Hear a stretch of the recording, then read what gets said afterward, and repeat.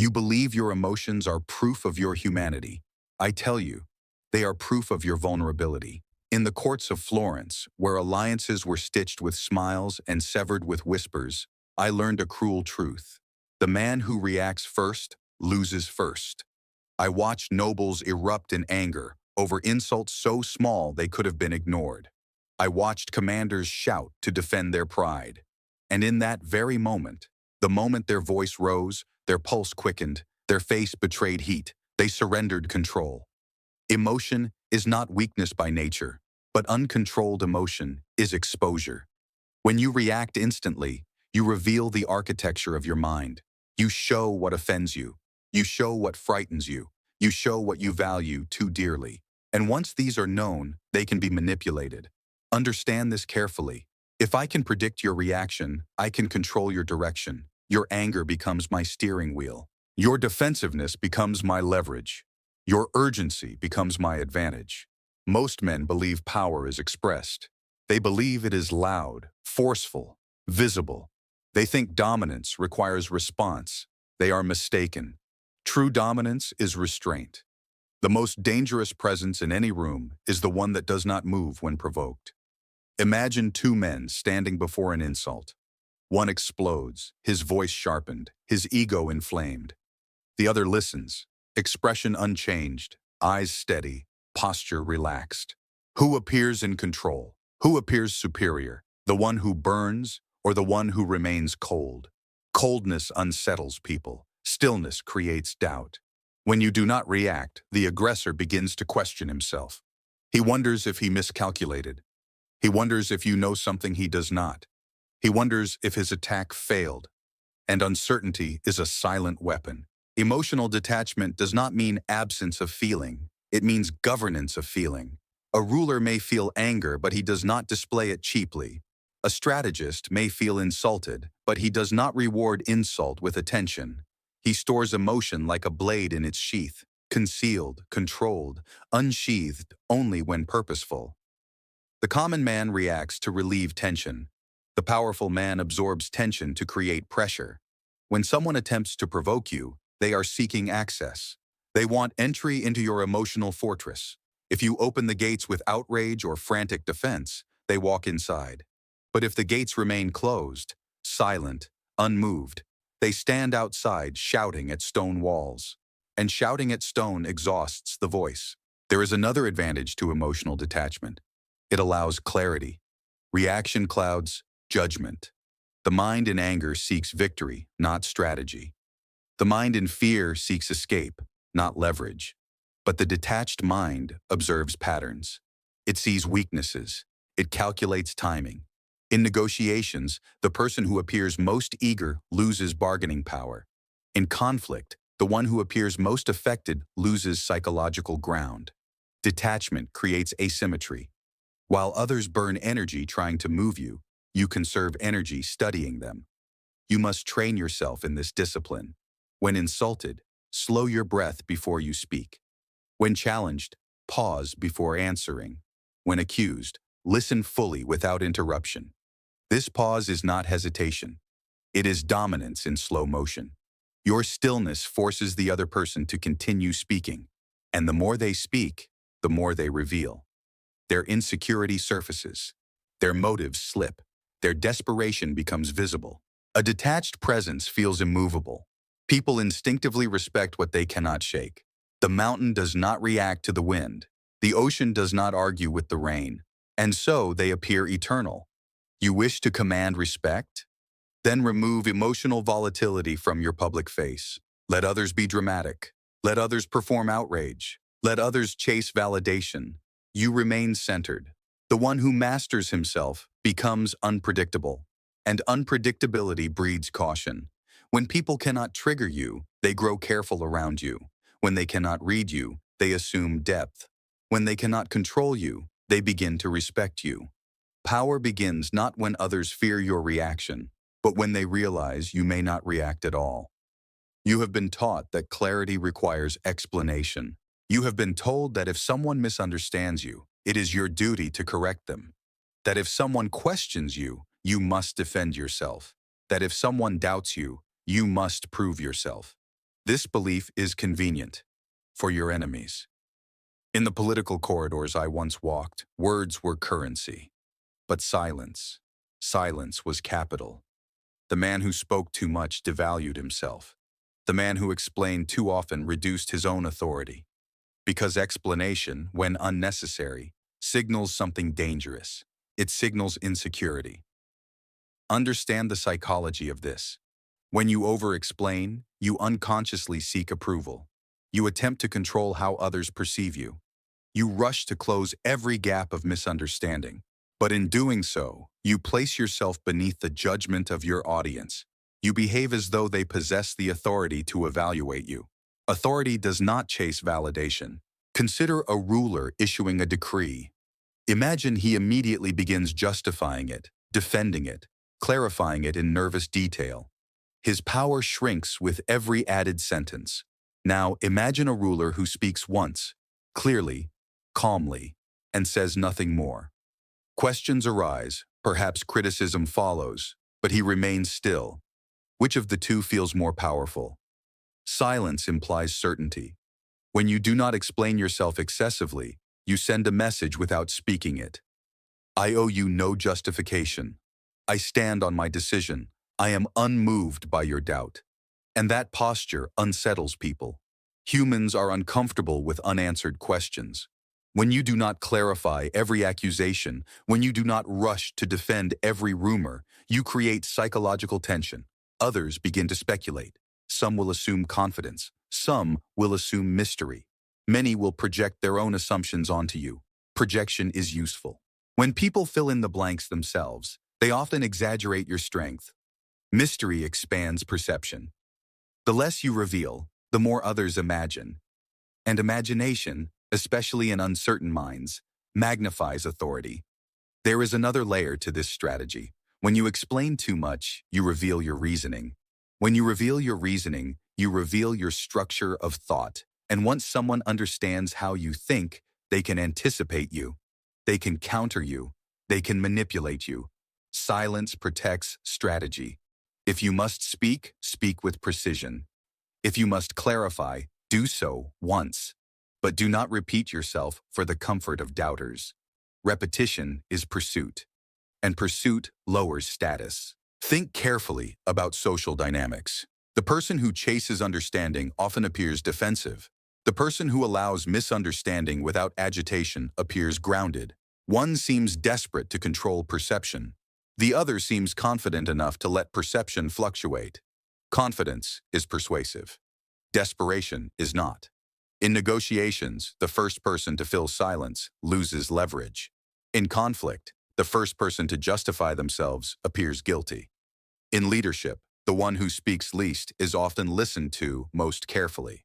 Silence also disrupts manipulation. Many provocations are designed not to defeat you, but to make you talk. When someone accuses you unfairly, they often expect emotional defense. They want explanation because explanation creates engagement. Engagement gives them relevance. Relevance gives them power. When you refuse to explain unnecessarily, you deny them that power. Silence forces them to confront their own narrative without your participation. It shifts the burden back onto them. It communicates that you are too composed to scramble for approval. This does not mean you never speak. It means you choose when speech serves strategy. Words should be deployed like soldiers, deliberately, sparingly, with purpose, not scattered impulsively across every battlefield. The more elevated your position becomes, the less accessible your reasoning should appear. Leaders who narrate every thought invite constant evaluation. Leaders who reveal only decisions cultivate presence. Remember this as you move through your own arenas of influence. When challenged, resist the urge to defend your identity. When doubted, resist the urge to overprove. When criticized unfairly, resist the reflex to clarify every distortion. Allow silence to do its work. Because the individual who can remain composed without explaining every move creates a quiet authority that others feel. Even if they cannot articulate why, there is a form of power so subtle that most people mistake it for weakness. It is the power of ignoring. You have been conditioned to believe that every attack deserves a response, that every insult must be corrected, that every slight must be confronted. You feel compelled to engage, to clarify, to defend your position as if silence were surrender. But understand this: attention is the rarest currency in human interaction. Where you place your attention, you assign value. When someone criticizes you and you respond instantly, you elevate them. When someone provokes you and you engage, you validate them. When someone seeks your reaction and you give it, you reward their attempt. Strategic ignorance is not avoidance. It is calculated withdrawal. In political courts, I observed a dangerous pattern. Minor rivals often sought conflict not to win, but to be seen. They would whisper rumors, provoke small confrontations, create disturbances designed to attract attention from those above them. If the prince responded personally, he legitimized them. If he ignored them, they remained insignificant. Most provocations are not attacks on your position. They are attempts to climb it. You must learn to distinguish between threats that require action and noise that requires indifference. Noise feeds on engagement. It grows louder when acknowledged. It spreads when debated. But when starved of attention, it suffocates. Consider the psychology of the one who provokes you. They seek reaction because reaction confirms influence. If they can make you angry, they feel powerful. If they can pull you into argument, they feel relevant. If they can disrupt your composure, they feel victorious. When you ignore them completely, you send a silent but devastating message: you do not matter enough to move me. Few wounds cut deeper than irrelevance. Ego craves recognition, even negative recognition. Many would rather be opposed than ignored. Conflict at least grants them presence, but indifference erases them from the stage. This is why strategic ignorance unsettles people. It removes their leverage. However, this discipline requires strength. Ignoring provocation feels unnatural because your pride demands response. Your ego whispers that silence makes you appear weak. But power does not answer every knock at the door. Power chooses which doors to open. When you engage with trivial opposition, you lower your perceived value. You step down into arenas beneath your stature. Imagine a king arguing publicly with every critic in the marketplace. The spectacle would diminish him more than any insult could. Restraint communicates hierarchy. If someone truly poses a strategic threat, address them with calculation and precision. But if their goal is simply to extract your attention, deny it entirely. Let them speak into emptiness. Let their words echo without reply. Over time, observers notice patterns. They see who remains composed and who chases reaction. They see who commands attention naturally and who begs for it through disruption. The contrast works in your favor. There is also efficiency in ignorance. Your energy is finite. Every argument drains focus. Every unnecessary conflict divides concentration. When you ignore distractions, you preserve strength for meaningful battles. Strategic ignorance is not blindness. You observe everything. You simply refuse to react to everything. You monitor quietly, assess calmly, and intervene only when necessary. This balance creates an aura of control. People begin to understand that access to your response is earned, not automatic. That not everyone qualifies for your engagement. That your time and attention are selective, and selectivity implies value. When practiced consistently, this discipline reshapes how others approach you. They grow cautious before provoking. They hesitate before criticizing publicly. They understand that drama will not extract energy from you. You become difficult to manipulate because you cannot be baited. You become stable because your mood is not determined by external noise. You become formidable because you decide what deserves your awareness. Most individuals react because they fear losing face. The disciplined individual ignores because he understands that face is preserved not by confrontation, but by composure. When you remove your attention from those who seek to disturb you, you reclaim control over your environment. You dictate the terms of engagement. You determine the arena. You choose the timing. And in doing so, you transform indifference from a passive act into a deliberate instrument of influence.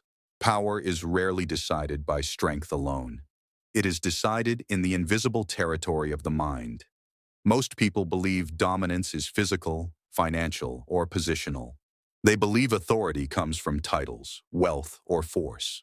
But those who have studied human behavior closely understand something far more unsettling. Control the psychology of the room, and you control the outcome of the room. Psychological dominance begins long before words are spoken. It begins with presence. When you enter a space, do you carry urgency or composure? Do you scan for approval, or do you observe quietly? Do you rush to fill silence, or are you comfortable allowing it to stretch? The individual who appears emotionally self-contained creates gravitational pull. Others instinctively adjust around them. Why? Because humans constantly measure stability.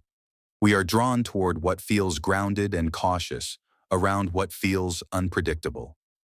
When you master your reactions, your explanations, and your attention, you create unpredictability. Not chaos, but controlled unpredictability. People cannot easily read you. They cannot anticipate your emotional shifts. They cannot manipulate your ego. And when they cannot predict you, they hesitate. Hesitation is influence. Consider negotiations. Two individuals sit across from one another. One speaks rapidly, eager to persuade, quick to respond, expressive in every reaction. The other listens more than he speaks. His face reveals little. His responses are measured, sometimes delayed. Silence lingers after his statements. Who appears in control? The quieter presence begins to dictate rhythm. The conversation moves at his pace. The emotional temperature follows his lead. Even without raising his voice, he shapes the psychological frame. Psychological dominance is not loud intimidation. It is controlled framing. Framing determines perception. If you remain calm while others grow heated, you become the stable reference point. Observers subconsciously align with stability. If you remain unmoved while others scramble to explain themselves, you appear higher in hierarchy. If you choose when to engage and when to withdraw, you dictate access. Access is power. Many people surrender dominance without realizing it. They answer every challenge immediately. They clarify every misunderstanding. They respond to every provocation. In doing so, they allow others to set the tempo of interaction. Tempo is control. When you slow down, when you pause deliberately before speaking, when you allow silence to expand, you create subtle pressure. The other person begins to fill the space. They talk more. They reveal more.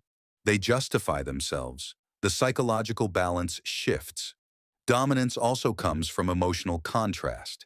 If someone attempts to destabilize you with anger and you respond with calm neutrality, their aggression appears excessive. If someone accuses you and you remain composed, their urgency seems insecure. Your steadiness magnifies their instability. This contrast elevates you without confrontation. There is another element, scarcity of reaction. When your emotional responses are rare, they carry weight. If you rarely show approval, approval becomes valuable. If you rarely show anger, anger becomes significant. But if you react constantly, your reactions lose impact. Scarcity increases perceived value. Psychological dominance requires discipline. It demands that you detach from the need to win every exchange. It demands that you observe more than you reveal. It demands that you understand that perception often outweighs argument. You do not need to overpower someone physically if you can position yourself mentally above them. You do not need to silence someone if your composure makes their noise ineffective. You do not need to assert superiority if your behavior implies it. Humans constantly evaluate hierarchy through subtle cues, posture, tone, timing, emotional control. When your cues signal steadiness and restraint, others instinctively assign you authority.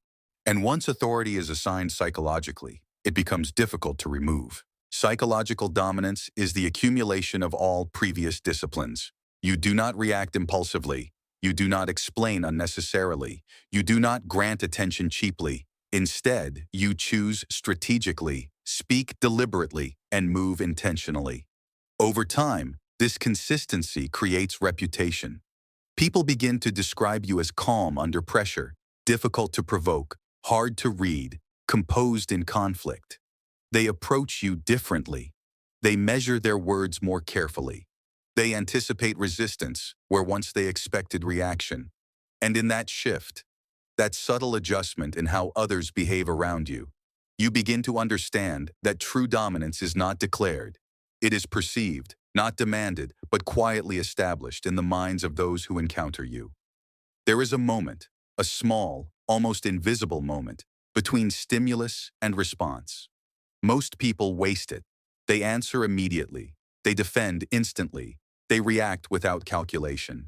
And in doing so, they surrender the most underestimated weapon in psychological warfare: time. Time is not passive. Time is pressure. When someone confronts you, they expect immediacy. When someone accuses you, they anticipate defense. When someone provokes you, they hunger for reaction. Their strategy depends on speed. They want you emotional, unprepared, instinctive. But when you delay your response, something shifts. Silence stretches. Uncertainty grows. Control transfers. The pause unsettles the aggressor because it disrupts rhythm. Humans are creatures of expectation. We anticipate patterns, question and answer, insult and reaction, challenge and counterattack.